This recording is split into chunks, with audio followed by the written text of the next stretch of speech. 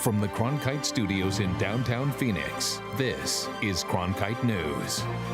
Arizona lawmakers calling for a code of conduct at the state capitol. Hear their argument coming up.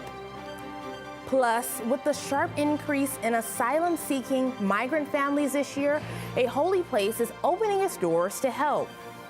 And how Arizona's tribes are playing a key role in the multi-state drought contingency plan. Cronkite News starts now. Good evening and welcome to Cronkite News on Arizona PBS. I'm Eliav Gabay. And I'm Imani Stevens. Thank you for joining us. Following the resignation of former Representative David Stringer after multiple ethics complaints surfaced against him, former Arizona Senate President Steve Pearce was selected and sworn in to replace him today. He tweeted that he's looking forward to getting back to work. Earlier today, Arizona House Democrats held a news conference calling for leadership to initiate a code of conduct. And just moments ago, a voice vote in the House approved that effort. But this isn't the first time a set of rules has been called for. The Arizona legislature insisted on adopting a code of conduct last session. Cronkite News reporter Gabriela Becerra is joining us live from the Capitol with more. Last year's committee assigned to the task only put together a half a page, a purpose, and a list of members. Now this session's legislature wants more in writing. We're now on day 79 of this legislative session.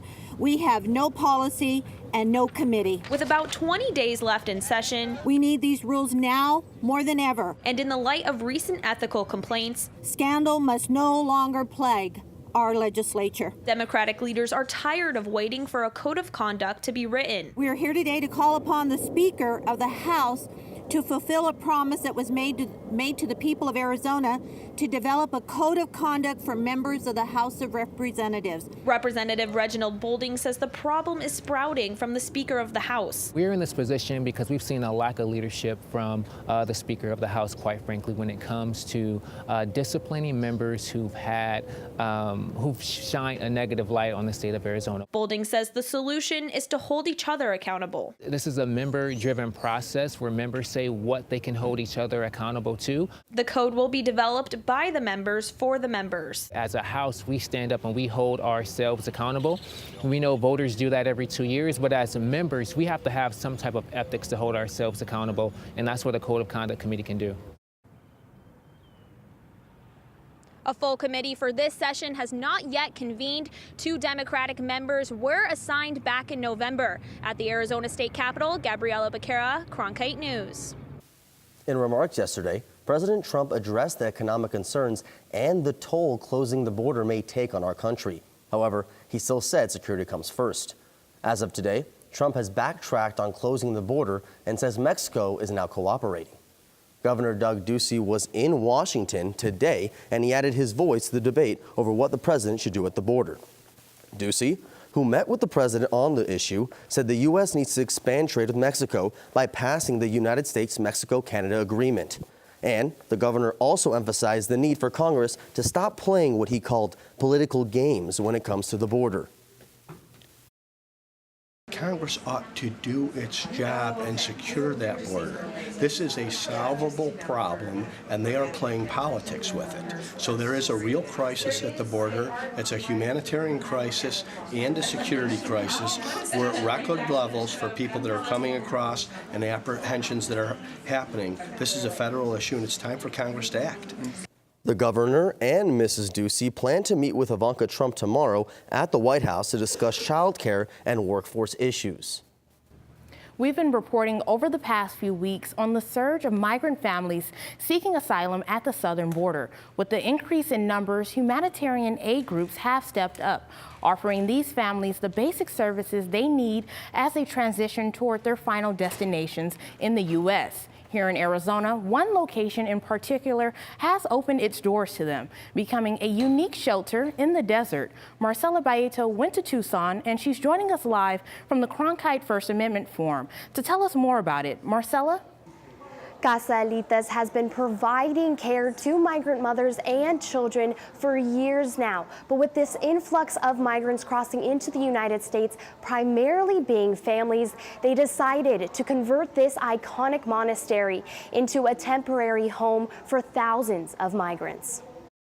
These are raw human beings with emotions and hearts and brains that are coming here. Those people Carrasco Ortiz is talking about are the hundreds of migrants Casa Elitas is currently housing at the old Benedictine monastery in Tucson. Once a holy place, now turned into a shelter for about 210 migrants made up of mothers, fathers, and children, all seeking asylum from their home countries. For migrants who arrive here at Casa Elitas every single day, they're expected to stay here for 1 to 3 days until their travel arrangements are planned. Those travel plans are coordinated by the help of volunteers like Victoria Ortiz. The first thing is to call a family member. Then we wait until that family member has bought either a bus ticket or a plane ticket for them. After that, migrants are put through a medical screening.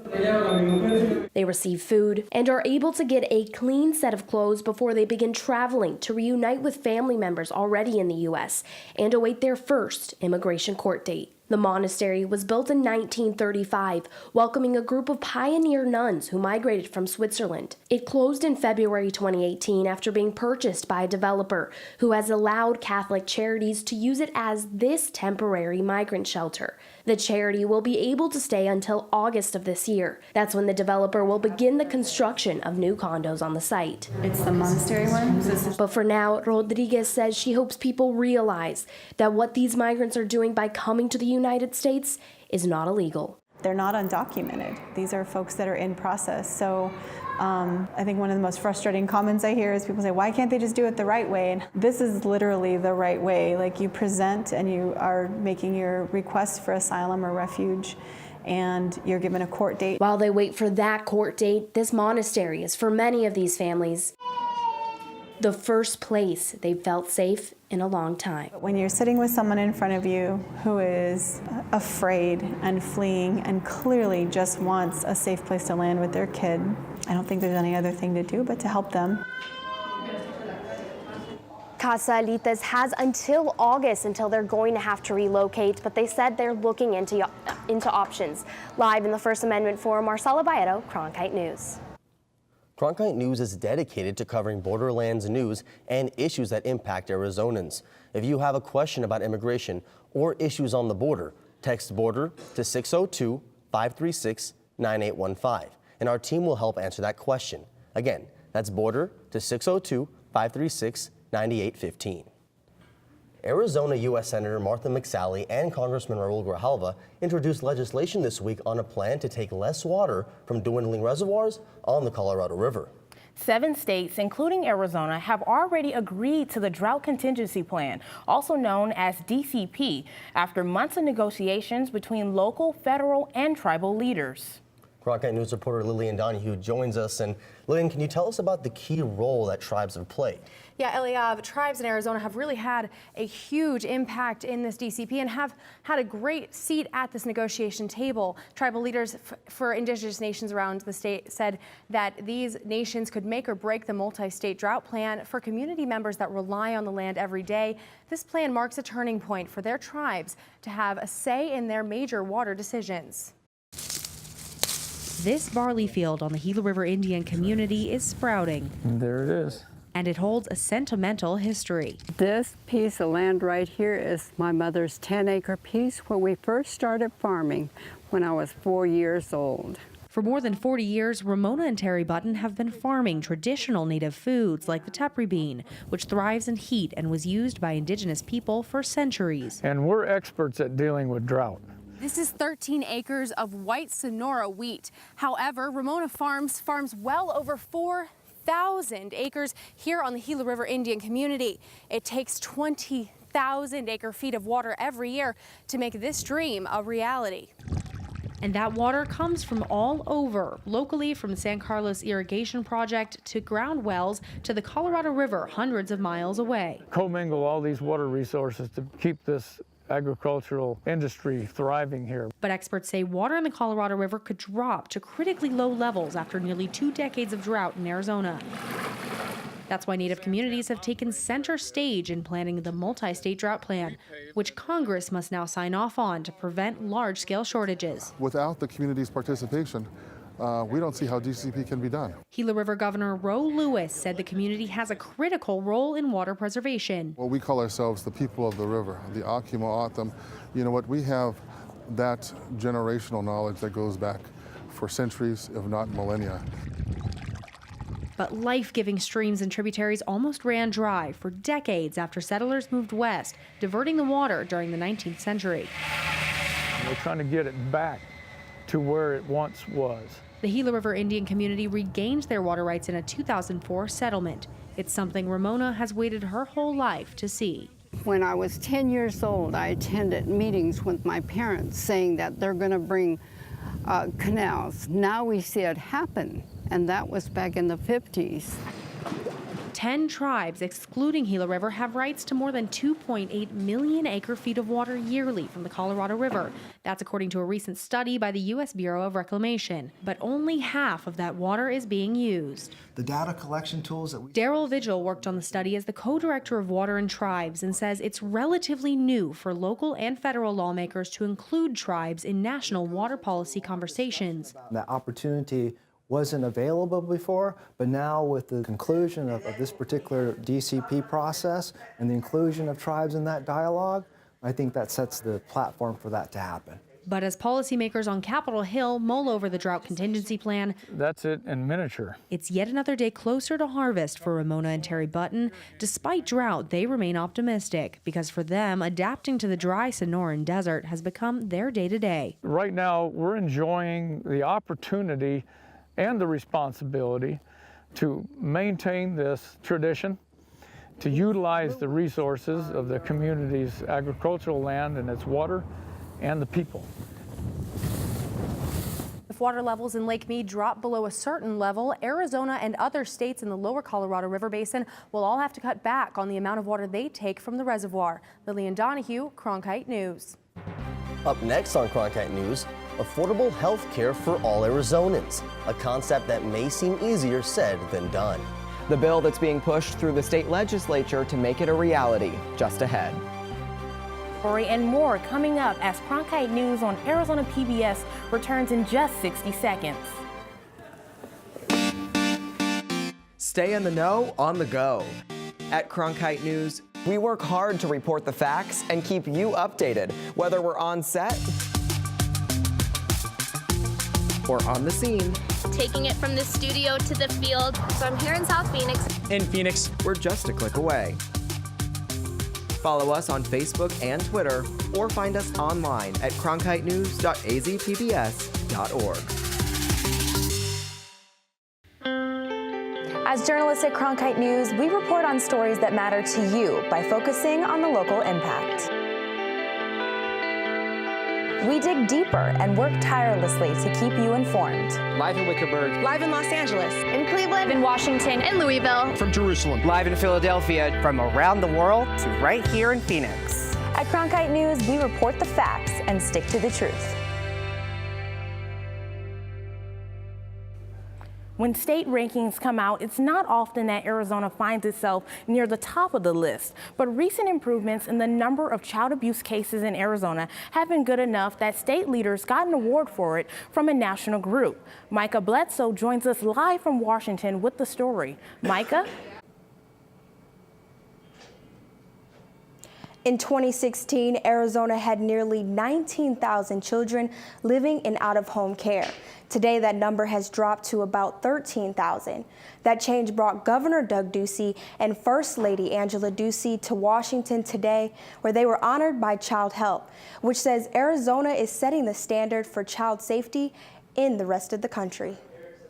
An upbeat Governor Doug Ducey boasted that Arizona has moved from last place in the nation to first in removing kids from out-of-home care. When I took office in 2015, our Department of Child Safety was being called the most broken agency in the country. I'm very proud that today it's considered a model for improving outcomes and providing kids with safe and loving homes. First Lady Angela Ducey got a bit emotional in her turn at the podium. Oh my gosh, I can't believe I'm so emotional. She says the issue became personal after a family member adopted an abused child out of foster care. That's why it's important to her that kids get the best care possible. Our goal is to ensure that trauma-informed care becomes the standard for supporting children in not only Arizona, but across the United States.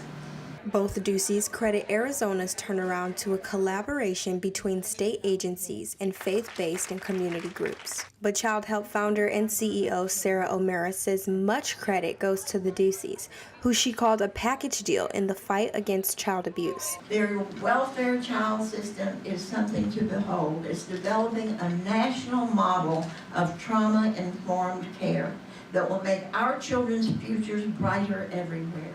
Prevent Child Abuse Arizona Executive Director Rebecca Ruffner agrees the state has seen improvements, but this is no time to relax. But those efforts need a lot of support from our state legislature, and they need support, continued support from our governor and first lady, so that we can prevent child abuse and neglect before it happens. Ducey says that while the state has reduced the number of kids in out-of-home care by nearly 25%, there is always room to improve. There was a backlog. There were kids that were not being cared for. We need more foster families, more adoptive families. We need resources for kinship care. Angela Ducey told me this morning before the award ceremony that when her husband decided to get involved with politics, she insisted he keep kids in mind, which is why she's so willing to help out, and it's such an honor to have the state's work recognized. In Washington, Micah Bledsoe, Cronkite News. This morning, State Senator Kate Brophy-McGee continued her push to expand affordable health care to small businesses. Cronkite News reporter Bryce Newberry joins us now live with the details. Bryce? Eliav, Republican State Senator Kate Brophy-McGee is the sponsor of a bill that would allow organizations like the Arizona Small Business Association to provide insurance plans to their members. Senate Bill 1085, sponsored by Brophy-McGee, is one she says is focused on people. It would allow small businesses and sole proprietors to team up and purchase health insurance plans as a group, providing Arizonans with affordable and quality health care. This morning, Brophy-McGee and supporters said the legislation would make this group of people in the state better off and not impact anyone else. This is the best path for Arizona, and I'm convinced of it. I'm convinced it won't hurt the exchanges because 90% of the people who are on the exchanges are subsidized. And I am convinced it will be a boon to Arizona small businesses. I'm afraid that some Democrats are going to just vote against this in the House strictly because a Republican brought it to their attention. That was one of Brophy-McGee's constituents who used to pay $6,000 a year for health care while working in corporate America. Seidler said he now pays at least $16,000 a year for worse coverage. Right now, Brophy-McGee's bill is sitting in the House Rules Committee. It's already passed the state Senate, and the senator says she's confident she has the votes to get it to the governor's desk. Live in the broadcast center, Bryce Newberry, Cronkite News. Gas prices have been on the rise recently around Arizona. When we come back, we'll explain why you're paying more at the pump and why some pumps are empty. I'm Judy Woodruff, anchor and managing editor of the PBS NewsHour. The journalists of tomorrow face a fast-changing media landscape, but quality news remains vitally important to our communities, our country, and our world. At ASU's Walter Cronkite School of Journalism and Mass Communication, students learn solid, reliable reporting, holding the powerful accountable, and rebuilding the public's trust. The Cronkite School and Arizona PBS, preparing the next generation for a stronger future of journalism.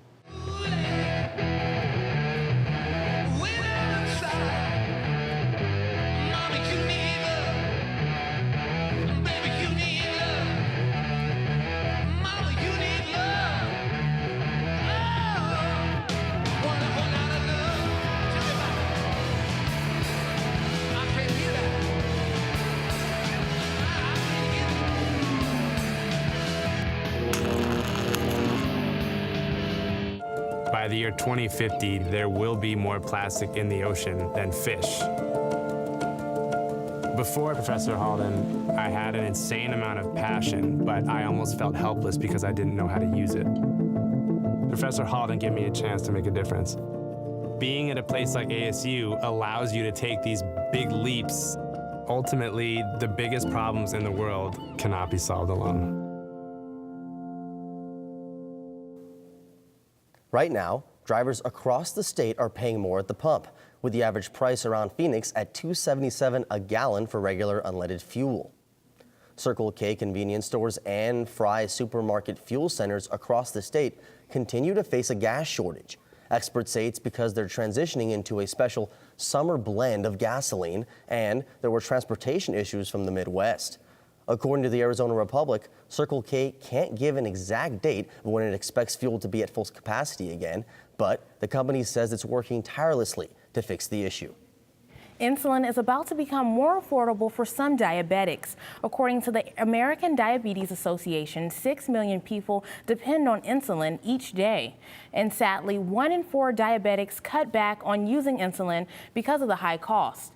Today, the health insurer Cigna and pharmacy benefits manager Express Scripts announced the launch of an insurance plan, capping insulin cost at $25 a month, a move that could affect more than 700,000 people. And check this out. Charmin is debuting their Forever Roll. It's so big, it needs its own stand. It could last you a month. The jumbo-size roll holds 850 sheets for single-user roll and 1,700 sheets for a multi-user roll. Consumers have the option of signing up for their subscription service from once a month up to once a year. Interesting. Kind of looks like the eye of a hurricane, you know, like the center of a storm almost. Well, I really hope there are no storms coming our way. There are no storms coming. In fact, as we get into spring, this is almost kind of our dry season here in Phoenix, kind of the calm before the storm, before monsoon gets going in the summer. Let's talk about that forecast tonight. Looking pretty mild, 70s starting at 6 o'clock, and we'll fall into those low 70s by 10. So far in the Valley of the Sun, we've only topped out at 77 degrees at Sky Harbor, so a pretty cool day compared to what we saw yesterday. And tomorrow, we're going to keep those temperatures on the cool side as well, just a bit warmer. We'll see 60 degrees in the morning, topping out at 71 by 10 o'clock. Then we'll go up to 84 for that 4 o'clock temperature tomorrow afternoon. So definitely a pretty comfortable and gorgeous day across the valley for those outdoor activities.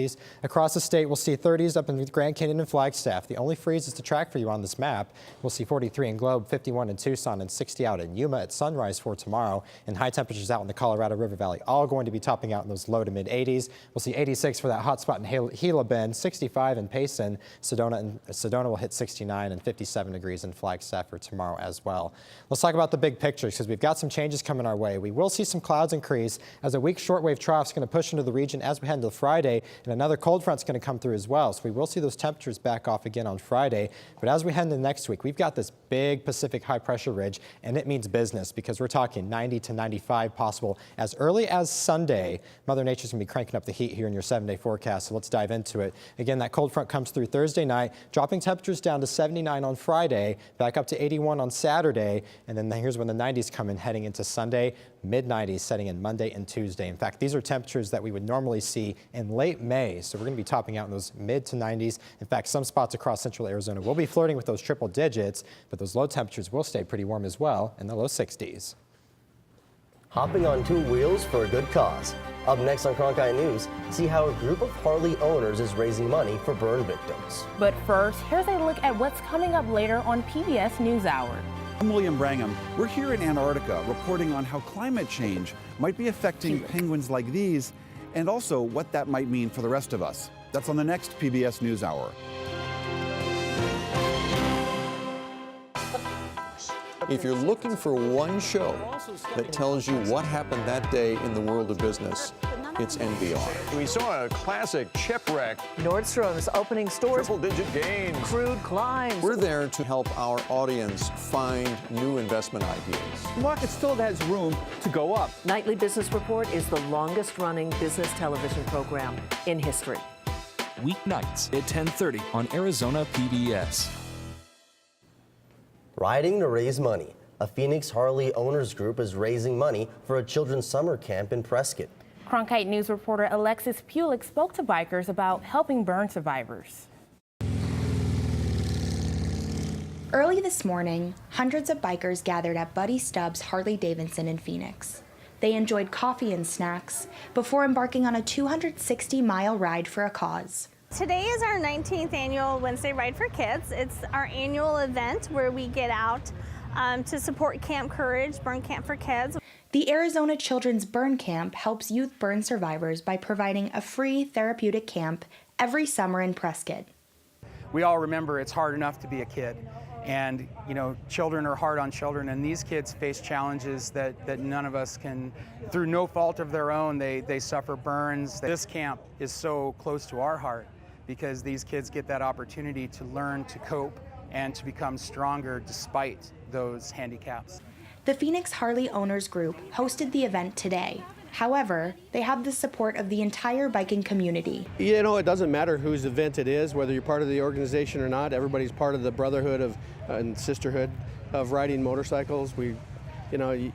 On this ride, somebody breaks down alongside the road. Doesn't matter if you're wearing the same patch that I am or no patch, or if you're a motorcycle on the side of the road, somebody's going to stop and help you. Ellis hopes the ride will not only support the camp, but show the softer side of bikers.